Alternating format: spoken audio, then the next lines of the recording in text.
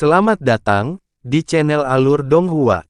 Sebelum menonton, silahkan subscribe, biar Mimin tambah semangat update-nya. Setelah celah hitam muncul, Nas Chen Sol menjentikkan jarinya ke arah bel hitam secara berurutan. Dengan setiap jentikan jarinya yang berurutan, wajah pria itu akan semakin pucat, sementara celah hitam di atas kepala semakin melebar.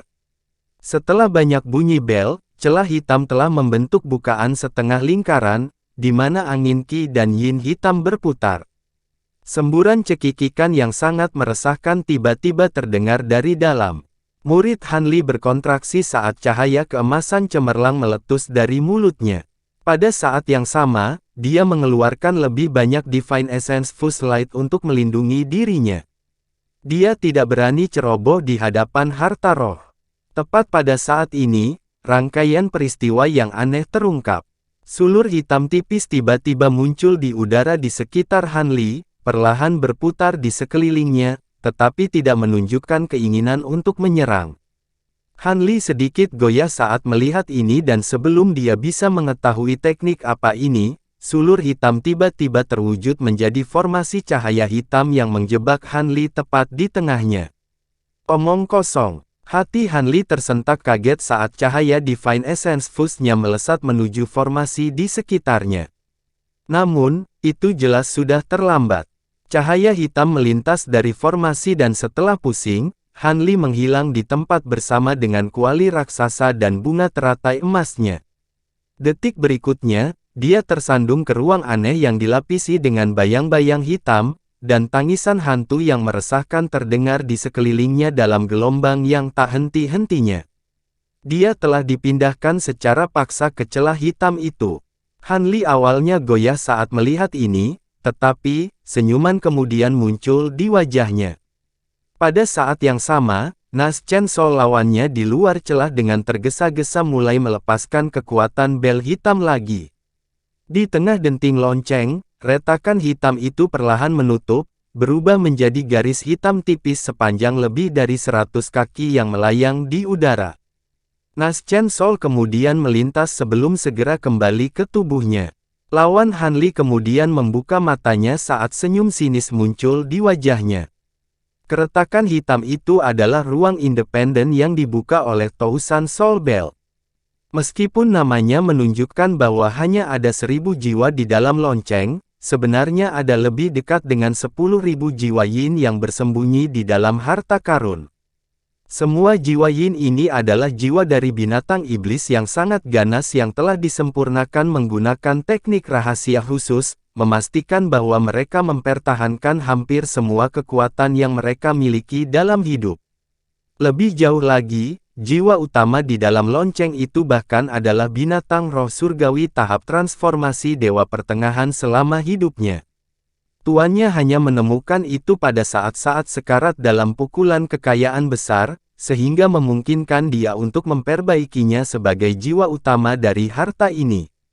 Dengan bantuan dari jiwa Yin lainnya, kekuatan jiwa utama dapat ditingkatkan sekitar 2 kali lipat.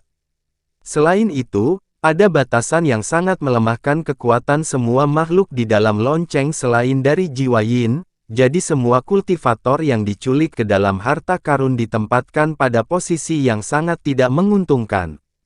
Dengan demikian, bahkan seorang kultivator transformasi dewa kemungkinan besar akan binasa di sana. Kultivator berbaju baja menatap garis hitam tipis di langit dan cahaya aneh melintas di matanya, tetapi dia tidak mengambil tindakan apapun. Sementara itu, lawan Han Li duduk di udara dengan menyilangkan kaki, menunggu jiwa Yin di dalam harta untuk melahap Han Li sehingga dia bisa mengakhiri pertempuran ini. Setelah sekitar 5 menit, bel hitam di langit tiba-tiba mulai bergetar hebat. Pada saat yang sama, lingkaran cahaya hitam yang tidak menentu mulai memancar darinya, dan semburan tangis aneh meletus dari dalam. Lawan Han Li dapat menggunakan harta itu, tetapi tidak menjalin hubungan spiritual dengannya, jadi dia tidak tahu apa yang sedang terjadi. Lonceng hitam itu tiba-tiba mengeluarkan bunyi genta duka, diikuti oleh proyeksi besar di sekitarnya yang tiba-tiba hancur. Proyeksi itu hancur menjadi gumpalan ki hitam yang menghilang ke dalam Tousan Soul Bell dalam sekejap mata. Tidak mungkin. Jiwa utama dihancurkan. Pria itu akhirnya mengerti apa yang telah terjadi, dan ekspresi kaget dan ngeri muncul di wajahnya. Tepat pada saat ini, semburan cahaya hitam tiba-tiba menembus titik tertentu di ruang angkasa, menciptakan lubang hitam seukuran kepalan tangan. Cahaya spiritual menyala dan semburan cahaya biru melesat melalui lubang, dengan cepat mengungkapkan dirinya sebagai sosok humanoid. Sebagai kultivator transformasi Dewa Pertengahan, lawan Han Li tampaknya telah mendeteksi sesuatu, dan dia buru-buru berbalik ke arah itu. Namun, sosok humanoid itu menghilang dalam sekejap sebelum tiba-tiba muncul kembali di belakang pria itu, meninggalkan jejak bayangan di belakangnya. Raungan menggelegar meletus, membuat telinga pria itu berdenging saat tinju emas terbang ke arahnya. Aduh! Pria itu tercengang oleh pergantian peristiwa ini, dan tubuhnya tiba-tiba hancur seperti cermin, memanifestasikan 8 proyeksi sekaligus yang semuanya terbang ke arah yang berbeda. Huff, kamu tidak kemana-mana. Sosok humanoid itu tidak lain adalah Han Li. Dia melepaskan harum dingin saat dia meluncurkan serangkaian pukulan identik ke semua proyeksi yang melarikan diri sekaligus, yang semuanya mengenai bagian belakang proyeksi dengan akurasi yang tepat. Semua proyeksi dikalahkan dan menghilang, tetapi perisai perak kecil muncul di belakang tubuh asli pria itu, menahan tinju emas. Namun, perisai perak itu hanya berhasil menahan tinjunya selama sepersekian detik sebelum hancur berkeping-keping. Tinju emas memukul punggung pria itu, tetapi tepat ketika itu menyentuh tubuh pria itu, lapisan baju besi biru tiba-tiba muncul di kulitnya. Ledakan keras meletus saat tinju menghantam baju zirah dengan keras di tengah kilatan cahaya keemasan dan biru yang terjalin. Cahaya biru itu bergetar hebat saat tinju itu tenggelam beberapa inci ke dalam tubuh pria itu, membuatnya terbang di udara di tengah lolongan kesakitan. Namun, Han Li tidak puas dengan hasil serangan itu. Tinjunya telah dipenuhi dengan kekuatan yang sangat besar, tetapi dia merasa telah menabrak dinding, dan hanya sebagian kecil dari kekuatan itu yang benar-benar mengenai tubuh lawannya. Kalau tidak, pukulan itu sudah cukup untuk menimbulkan luka parah. Pada saat dia secara paksa dipindahkan ke ruang jiwa Yin, Han Li akhirnya merasakan niat membunuh lawannya, jadi dia tidak akan menahan serangannya. Meskipun dia terkejut pukulannya tampaknya telah disangga, dia tidak membiarkan keterkejutannya memperlambatnya sedikit pun saat dia langsung muncul di atas lawannya. Dia meraih udara dengan satu tangan, di mana pedang panjang emas tiba-tiba muncul di genggamannya. Baru saja dia akan menancapkan pedang ke tubuh lawannya tiba-tiba mengeluarkan teriakan putus asa. Berhenti, aku mengakui. Bibir Han Li berkedut setelah mendengar ini, tapi dia benar-benar mengabaikan permohonan belas kasihan ini saat dia menurunkan pedangnya. Dengan ketajaman luar biasa dari pedang Azure Bambu Cloud Swarm miliknya, dia pasti akan mampu mengiris tubuh pria itu menjadi dua, bahkan dengan baju zirah biru yang dia kenakan. Fluktuasi spasial tiba-tiba meletus di dekatnya saat petak cahaya kuning melesat maju, menyapu lawan Han Li dan menyebabkan dia menghilang di tempat. Dengan demikian, pedang Han Li menghantam udara kosong. Ekspresi Han Li sedikit berubah saat dia menoleh ke arah tertentu. Di sana, lebih dari 200 kaki jauhnya, sebuah bola cahaya kuning tiba-tiba meletus, diikuti oleh dua sosok muncul dari dalam. Mereka adalah pengawas pertandingan berbaju zirah, serta lawan Han Li. Han Li melirik lawannya tanpa ekspresi sebelum menyimpan pedang panjangnya dan memberi hormat kepada kultivator berbaju baja. Terima kasih telah turun tangan, senior. Saya tidak dapat menarik serangan tepat waktu dan hampir melukai rekan Daois Weng di sana. Kata Han Li, tidak dapat menarik serangannya tepat waktu. Dia jelas tidak berniat menarik serangannya sama sekali.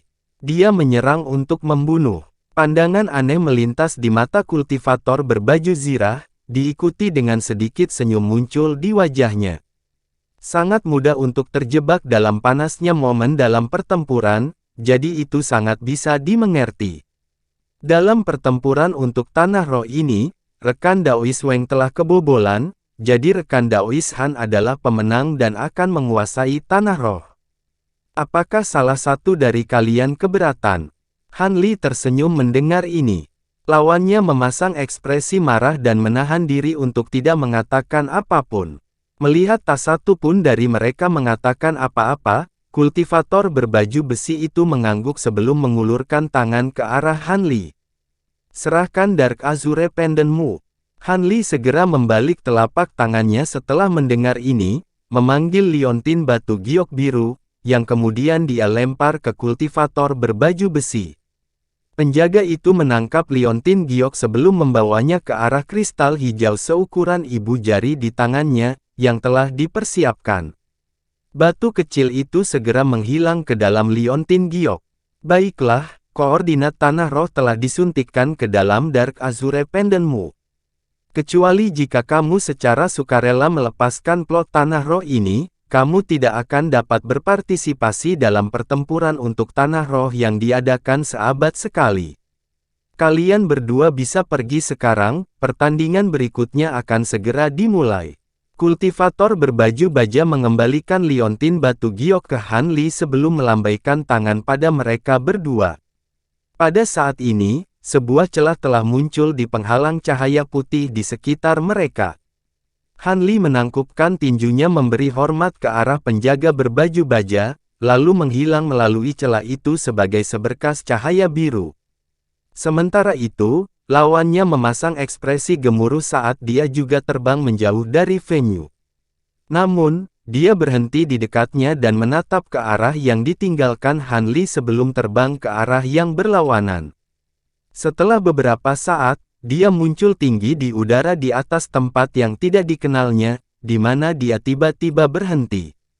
Mengapa auramu begitu kacau? Apakah kamu terluka dalam pertempuran memperebutkan tanah roh? Suara dingin terdengar, diikuti oleh cahaya biru yang melintas di udara di dekatnya. Wim hijau mini itu muncul dan memeriksa pria itu dengan ekspresi dingin. Maaf mengecewakan Anda, Tuan, pria itu sangat kuat, dan saya dikalahkan olehnya. Jika bukan karena intervensi dari pengawal surgawi, saya akan binasa oleh pedang pria itu. Begitu Wim hijau muncul, pria itu buru-buru menundukkan kepalanya. Lawanmu hanyalah kultivator transformasi dewa awal, dan aku bahkan meminjamkan lonceng 1000 jiwaku, bagaimana kamu bisa kalah? Kapan kamu menjadi begitu tidak berguna? Ekspresi Wim hijau menjadi gelap. Keringat dingin segera mulai mengalir di wajah pria itu ketika dia menjelaskan, saya melakukan semua yang saya bisa, guru, tetapi tampaknya tidak ada habisnya trik yang bisa ditarik lawan saya dari lengan bajunya. Dia memiliki harta roh kuali. Dia juga memiliki harta roh. Dan dia benar-benar menguasai seni Vajra. Wim hijau agak terkejut mendengar ini. Memang, saya hanya berbicara kebenaran, guru. Pria itu sedikit lega setelah mendengar sedikit intrik dalam suara Wim itu. Ekspresi kontemplatif muncul di wajah Wim hijau sebelum tiba-tiba mengulurkan cakar ke arah pria itu. Sebuah bola cahaya hitam melesat keluar dari tubuhnya, membawa Tousan Soul Bell ke dalam genggaman Wim. Itu dengan hati-hati memeriksa bel untuk sementara waktu. Setelah itu ekspresinya segera menjadi gelap lagi. Pria itu merasa sangat tidak nyaman setelah melihat ini.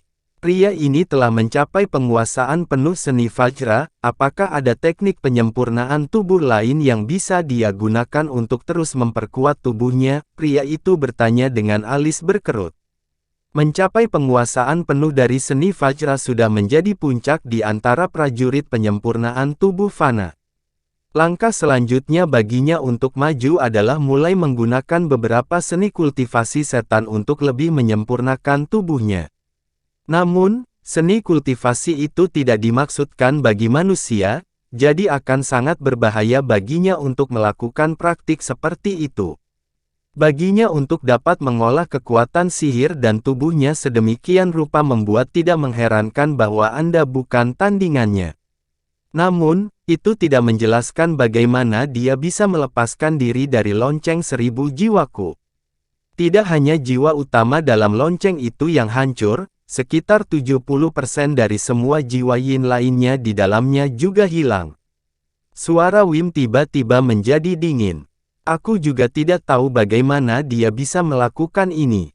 Aku menjebaknya di ruang itu, tetapi dia berhasil melarikan diri tidak lama setelah itu, dan aku tidak dapat menyaksikan apa yang dia lakukan di sana, pria itu buru-buru menjelaskan. Wim mengamati pria itu untuk waktu yang lama sebelum menarik pandangannya. Lonceng 1000 jiwa bukanlah harta yang cukup kuat untuk masuk ke Chaotic Myriad Spirit Roll, tapi itu lebih dari cukup kuat untuk menghancurkan kultivator transformasi dewa yang terlambat. Tampaknya pria ini juga memiliki harta karun yang kutukan dari semua jiwa yin atau telah menguasai seni kultivasi atribut yang sangat kuat. Jadi baiklah, aku hanya perlu menangkap beberapa jiwa binatang lagi untuk menggantikan yang hilang. Pria itu sangat gembira karena Wim tidak menyalahkannya lebih lanjut, tetapi ekspresi ragu-ragu kemudian muncul di wajahnya ketika dia merenung, "Terima kasih telah menyelamatkan saya, Tuan." Masalahnya adalah bahwa plot tanah roh sudah menjadi milik pria itu. Jika dia menetapkan batasan di sekitar sebidang tanah, akan agak sulit bagi kita untuk masuk dan mencari harta karun di sana.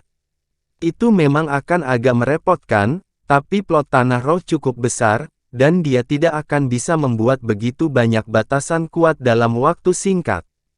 Pergilah ke tempat tubuh asliku berada dalam pengasingan, dan aku akan memberi Anda sesuatu untuk Anda bawa ke teman baik saya, Gongyang Gui. Dia memiliki bendera 5 warna surgawi yang memiliki kemampuan penyembunyian yang luar biasa. Pinjam itu darinya dan kita akan menyelinap ke tanah roh pada kesempatan yang tepat. Dalam melakukan itu, kita akan berutang budi pada setan tua Gongyang, gerutu Wim hijau. Pria itu tidak berani mengatakan apapun, dan hanya bisa mengangguk dengan ekspresi hormat di wajahnya. Sementara itu, Han Li baru saja terbang keluar dari Deep Heaven City, dan sedang melakukan perjalanan menuju dataran di luar kota. Mengikuti kesimpulan dari pertempuran itu, dia langsung menuju ke plot tanah roh yang telah dia pilih daripada kembali ke istana roh terbang. Dengan kemampuan Han Li saat ini, dia dapat terbang dengan sangat cepat, dan dia hanya membutuhkan sekitar 3 hari untuk mencapai rangkaian pegunungan yang rimbun. Inilah yang disebut Glorious Sound Mountain, dan Han Li berhenti di udara di atas salah satu gunung di pegunungan. Dia mengamati pandangannya ke gunung besar ini, yang berukuran ratusan ribu kilometer, dan matanya menyempit dengan ekspresi kontemplatif. Meskipun ini adalah yang paling rendah dari 3 pegunungan yang ditampilkan oleh Paviliun Giok Surgawi, itu masih satu set pegunungan yang dapat digunakan untuk kultivasi oleh kultivator transformasi dewa, sehingga memiliki kepadatan ki spiritual yang tinggi. Setelah memeriksa gunung sebentar, Han Li mengangguk puas sebelum turun ke pegunungan sebagai seberkas cahaya biru. Tidak lama setelah itu, dia sudah menempuh jarak lebih dari 50.000 kilometer. Meskipun dia melaju dengan kecepatan yang mencengangkan, indera spiritualnya yang kuat memungkinkan dia untuk mendeteksi segala sesuatu dalam radius lebih dari 5.000 kilometer. Sepanjang jalan, dia telah melewati 5 batasan yang berkilauan, yang jelas merupakan tempat tinggal gua kultivator lain. Han Li terus terbang ke depan. Setelah melewati hampir seluruh pegunungan, Han Li akhirnya menemukan petak tanah roh di peta miliknya. Sebidang tanah membentang lebih dari 10.000 kilometer, dan tidak ada ujungnya yang terlihat. Selain itu, bahkan tidak ada satupun kultivator di sini. Han Li cukup gembira, tapi dia tidak terburu-buru membangun tempat tinggal gua. Sebaliknya, dia terbang dalam lingkaran di sekitar perbatasan beranotasi di peta, yang menunjukkan batas plotnya di tanah roh. Selama proses tersebut, dia akan mengibarkan bendera formasi putih secara berkala, yang semuanya terkubur ke dalam tanah dan menghilang. Bendera formasi ini hanyalah harta dari tingkat terendah dan hanya memiliki efek ilusi. Mereka hanya ada di sana untuk tujuan simbolis, memberi tahu petani terdekat lainnya bahwa sebidang tanah ini sekarang memiliki pemilik, dengan demikian berfungsi sebagai peringatan terhadap pelanggar, disengaja atau tidak. Setelah itu, Han Li mulai melakukan perjalanan melalui area ini. Lebih dari setengah hari kemudian, dia menemukan beberapa tambang roh kecil dan beberapa tambalan obat roh alami. Tentu saja, batu roh dan obat roh yang dapat ditemukan di lokasi tersebut semuanya memiliki kaliber yang cukup rendah, dan kemungkinan besar pemilik sebelumnya dari tanah ini bahkan tidak dapat diganggu untuk menggali dan mengolah situs tersebut. Situs-situs ini juga tidak terlalu menarik perhatian Han Li, tetapi mereka datang sebagai kejutan kecil yang menyenangkan baginya. Setelah memeriksa seluruh area, Han Li melayang tinggi di udara di atas pusat plot tanah roh dengan ekspresi kontemplatif di wajahnya, merasa sedikit bingung. Dia tidak menemukan sesuatu yang istimewa tentang tempat ini, tetapi lawannya telah berusaha keras selama pertempuran mereka. Mungkinkah dia hanya menargetkan tempat ini karena itu bermanfaat untuk penanaman salah satu teknik rahasianya? Han Li menggelengkan kepalanya untuk menolak gagasan itu begitu muncul di benaknya. Reaksi lawannya saat kalah dalam pertempuran menunjukkan bahwa semuanya pasti tidak sesederhana itu. Selain itu, tanah roh adalah area yang sangat luas, mengapa dia rela pergi sejauh ini untuk sebidang tanah tertentu, sampai-sampai dia siap untuk membunuh Han Li. Tampaknya tempat ini harus dicari dengan hati-hati. Kalau tidak, Han Li merasa mengganggunya, dan dia tidak akan bisa berkultivasi dengan hati yang tenang. Setelah membuat keputusan, Han Li mulai mempertimbangkan untuk membangun tempat tinggal gua. Meskipun tanah di sini semuanya sangat mirip, ada beberapa lokasi di mana ki spiritual sangat kaya dan berlimpah. Setelah beberapa pertimbangan yang cermat, Han Li akhirnya membuat keputusan. Karena itu, dia segera naik ke udara sebagai seberkas cahaya biru, dan terbang menuju lokasi yang dia pilih. Tidak lama setelah itu, Han Li muncul di antara dua gunung besar, di tempat dengan kabut 5 warna yang berjatuhan. Tempat ini tampak seperti rawa besar, dan kabut 5 warna yang memancar mencapai ketinggian ribuan kaki. Itu tidak beracun, tetapi menghirupnya tidak disarankan, bahkan untuk kultivator. Yang paling penting, ada beberapa konstituen yang tidak diketahui dalam kabut ini yang membatasi indera spiritual Han Li sampai batas tertentu, membuatnya tidak dapat mendeteksi apa yang ada jauh di dalam kabut. Hanya setelah menggunakan Bright Side Spirit Eyes, Han Li dapat menemukan bahwa beberapa kilometer ke dalam kabut, ada lembah yang menghubungkan dua gunung besar. Lokasi yang tidak jelas seperti itu sangat cocok untuk tempat tinggal gua Han Li. Dengan demikian, Han Li terbang jauh ke dalam kabut sebelum dengan mudah membuat lubang di sisi permukaan batu yang tidak mencolok di dalam lembah. Dia kemudian melepaskan pedang terbangnya untuk menggali dua lorong yang sangat panjang yang mengarah langsung ke perut dua gunung raksasa. Dia berencana untuk membangun dua tempat tinggal gua sekaligus. Salah satunya adalah tipuan yang akan digunakan sebagai pengalih perhatian, sedangkan yang lainnya adalah gua tempat dia akan berkultivasi, serta memelihara serangga roh, binatang roh, dan obat rohnya. Adapun tempat keberuntungan tersembunyi itu terlalu kecil, jadi tentu saja tidak perlu menggunakannya sekarang. Setelah membangun tempat tinggal guanya, Han Li segera memindahkan ramuan roh dan obat roh yang dia bawa ke sini dari dunia manusia ke kebun obat. Kumbang pemakan emas juga ditempatkan di kandang. Setelah diasuh selama ratusan tahun, semua kumbang pemakan emas telah mencapai ukuran yang mencengangkan, dan tampak sangat mengancam. Mereka jelas sudah mendekati kedewasaan penuh. Untuk itu, Leopard Kirin Beast, Han Li juga menyiapkan sarang yang nyaman untuknya sehingga bisa kultivasi sendiri. Namun, setelah berjalan ke ruang binatang kosong yang menakutkan, ekspresi serius muncul di wajah Han Li. Dia dengan lembut melambaikan gelang binatang buasnya ke arah ruang binatang, diikuti oleh semburan cahaya hitam yang menyapu, dan benda hitam yang tingginya sekitar 10 kaki tiba-tiba muncul.